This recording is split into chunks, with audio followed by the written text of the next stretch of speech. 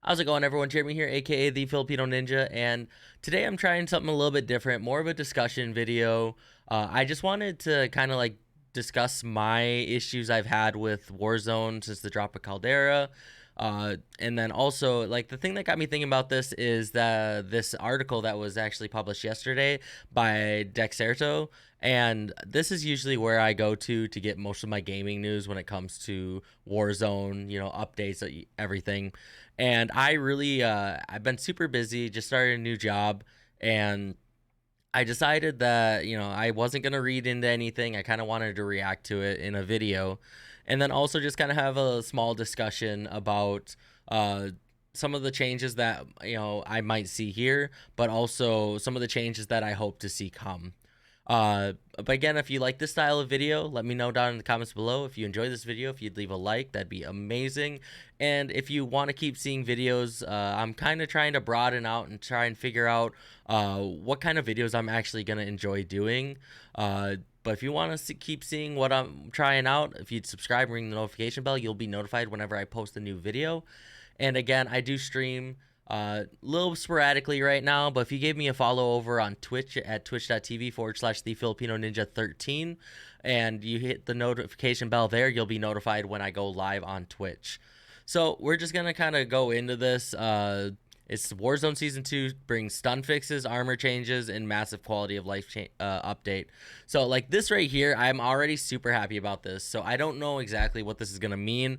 I just know that if you're a mouse and keyboard player and you get stunned, you're almost always losing that gunfight. As most of you guys know, or some of you who may not know, I was a controller player for the first year and a few months of Warzone. And then I swapped to mouse and keyboard just because I wanted to change things up. I wanted to become more versatile. And so it's like when I was stunned on controller, your aim assist still catches if someone's in front of you. And it's also a lot easier to just hold a stick over to the side to rotate, as opposed to on mouse and keyboard, you have to sit there and swipe, swipe, swipe, swipe, swipe. So it is a lot easier on controller if you get stunned. Uh, as for the whole aim assist debate thing, I'm not going to get into it in this video. So I mainly wanted to go. So there's a total of 30 quality of life adjustments. That's a W. That means that they're actually, making, you know, making strides towards making a more polished game. As part of the season 2 patch, whether it's specific features or broader mechanics, almost everything has come under microscope. Below is full look at quality of life improvements, so we know thus far. So traversal improvements. So there's increased mantle height and collision fixes.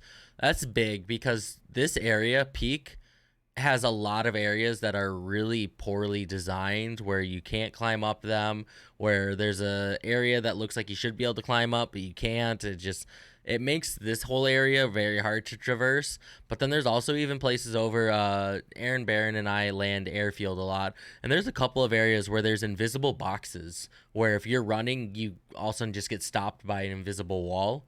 And then there's also areas where, like, to get up onto the roof of some of the hangars, you have to climb up onto an invisible box and then another box to get up onto the roofs. So I hope that that's some of the stuff that fixes this. And again, this increased mantle height. One thing that was promised to us with Caldera is that there's going to be a lot is going to be a lot easier to traverse, when you're traversing vertically. And it just I feel like that wasn't provided to us. We wound up with a lot of areas that were still very hard to figure out how to climb up, and it put you out of position because, again, areas that you're like, all right, I should be able to climb up this. Oh, wait, I can't. Now I have to rotate differently. And it's just been kind of annoying to deal with. So I hope that that fixes a lot of the issues that I've seen.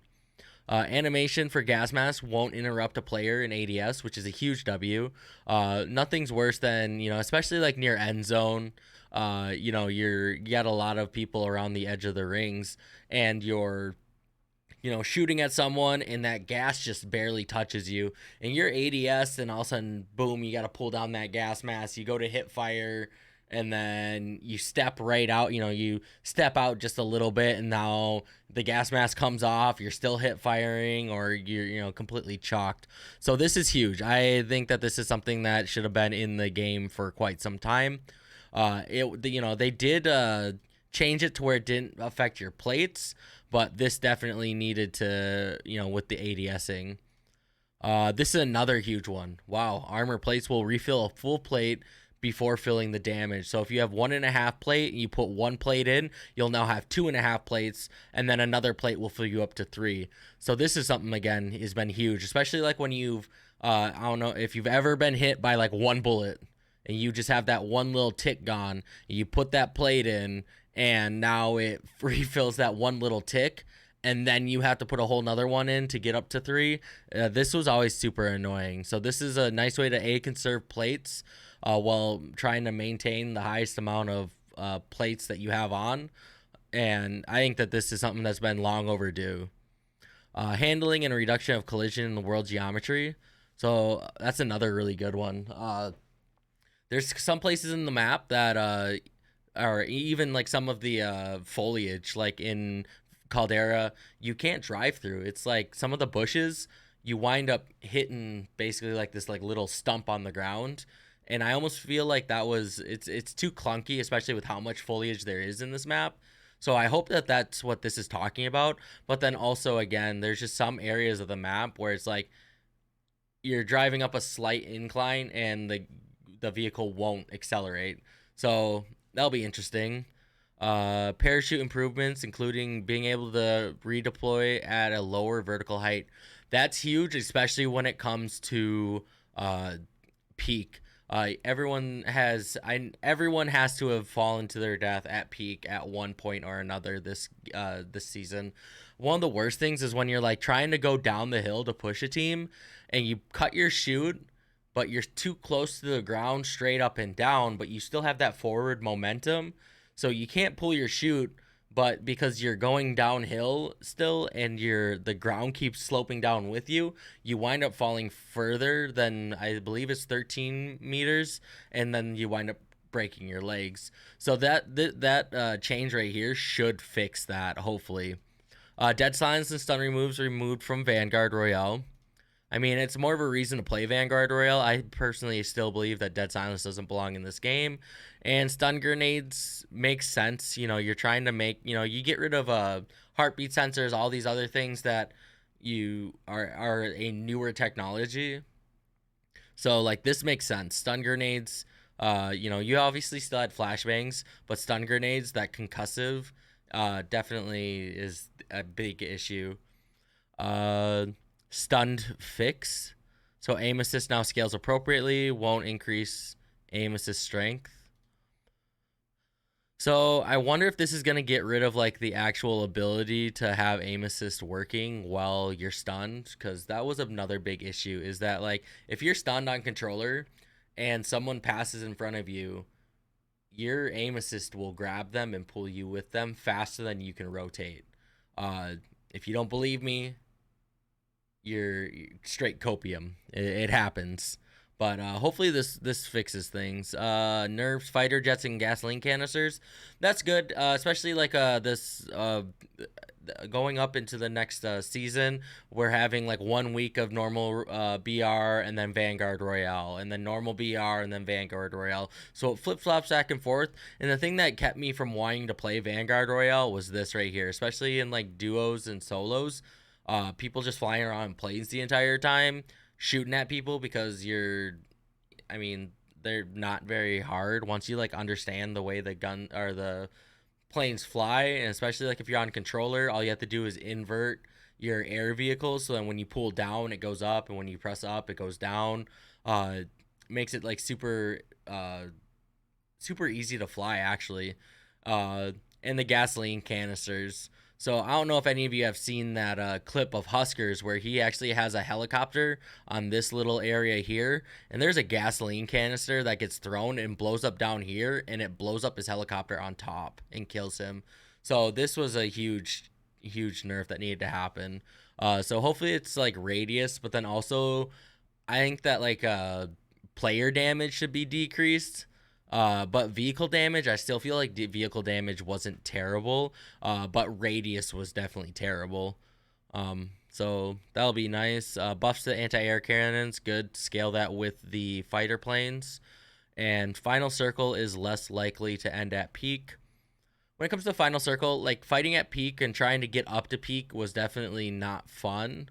But again, it is an RNG, luck thing where final circles, like, I'm not as worried about that one, in all honesty. There were a couple of other things. Usually there's a bunch of these all together. This one right here. So, finally fixed footsteps audios. Uh, I feel like this is long overdue by about 2 years. So that will be nice. And this will be interesting. You have the addition of Iron Trials, and it looks like Rebirth is getting a new map, so it'll be interesting. I am actually really excited about this new season. There's some zombie updates. I personally, I enjoy zombies a lot, so having a zombie update where you give me a round base so I can grind the zombie camos, because the zombie mode that they added for the start of Vanguard is boring, to say the least. It's you do the same things to like unlock areas, but then like this, by the time you start unlocking areas, the zombies are like super powerful. And so like once you get enough armor and you have your guns pack a punch, you're wasting a ton of ammo trying to kill the zombies. It just made it very hard to grind the camos. So although the game mode itself wasn't terrible, when it came to grinding the camos, especially with the amount of kills you had to get and headshot kills you had to get, it I it's just unrealistic that you were ever gonna unlock Dark Ether without a round based mode. So hopefully a round based mode is coming. And then they're also adding the ray gun. I just feel like you can't have zombies without a ray gun, and so that will be a good change to see.